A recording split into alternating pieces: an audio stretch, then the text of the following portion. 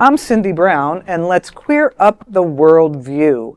Sydney Mardi Gras faces backlash over refusal to center trans rights in 2026. Organizers of the Sydney Gay and Lesbian Mardi Gras are facing sharp criticism after refusing to support a motion to make trans rights the focus of the 2026 event. At its annual general meeting last November, the Mardi Gras Board rejected member resolutions, including one titled "Embrace Trans Rights, Not Trump," which called specifically for parade floats to actively support trans and non-binary communities and condemn U.S. President Donald Trump.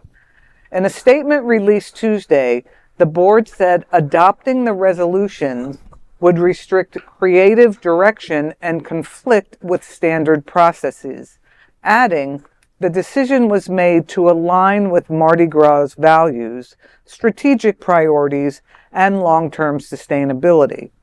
A spokesperson said, quote, "Mardi Gras stands proudly with transgender and gender-diverse communities. We are and always will be a visible, active ally," end quote. While arguing the board must respect the independence and diversity of parade participants, activists strongly disagreed. Evan Gray of Pride in Protest accused the board of attacking trans people by framing them as intimidating and their rights as an imposition. Former board member Charlie Murphy called it a, quote, "deliberate choice to abandon the trans community politically," end quote. Critics say the decision signals a troubling retreat from political advocacy at a pivotal moment for trans rights globally. Now, I was the first director of Miami Beach Pride, so I have a little bit of insight as to being the director of a Pride event and the activities of the participants in the parade. I support Sydney Mardi Gras' decision specifically because I don't feel it's appropriate for them to tell everybody that's in the parade that they must center trans and condemn Trump. I imagine many of them will probably do that anyway, but I understand where the board is coming from. I will take them at their word that they will have trans and gender nonconforming communities very visible at Pride. They're very supportive. But it's a tough call, and there has to be some kind of consensus there. That is the way of looking at it. As someone who, the first piece I ever wrote in The Advocate was criticizing Capital Pride, and the International Pride group actually criticized me for, which I was very proud of upsetting them. Mm-hmm. But whether or not this should be the exact theme, I think the problem with this Pride committee and many others is there's a lack of legitimacy in their decision making. It's the board, not the community, that makes the decision. So maybe this should be the thing, maybe it should be something else, but when it's a small group of people that do it and not the entire community having a say on it, it's hard to do.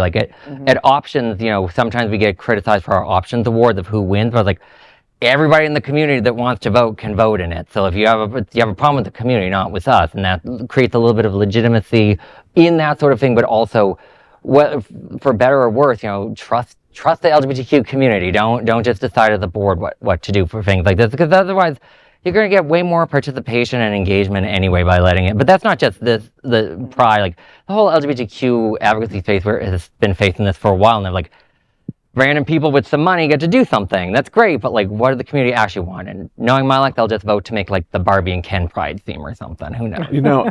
And I have to say, boards have a responsibility. Mm-hmm. And while we could sit back and disagree or don't agree with their minutes that they post or anything like that, they ultimately have a responsibility. And when you add in that second half about, disrespecting a leader of another country, mm-hmm.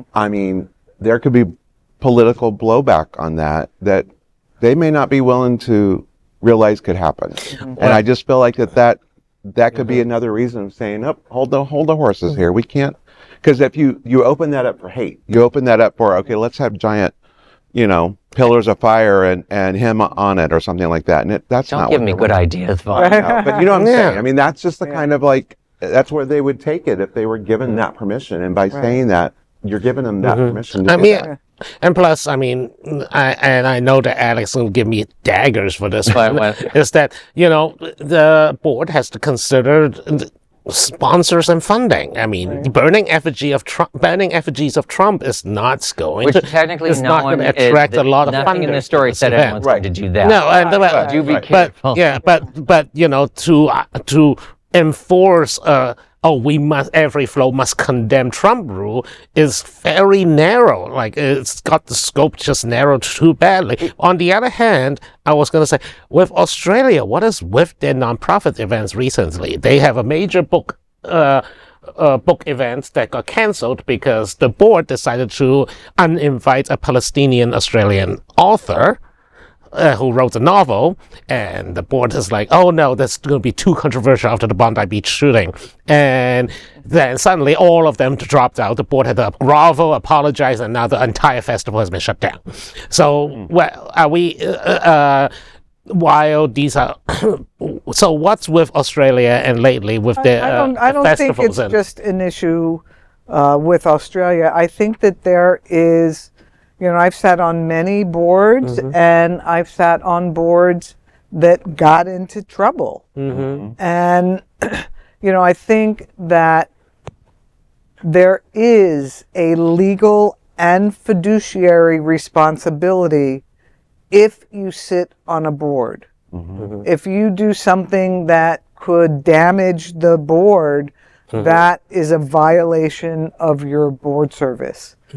And I think the bottom line is there is a lot more to this than we actually know.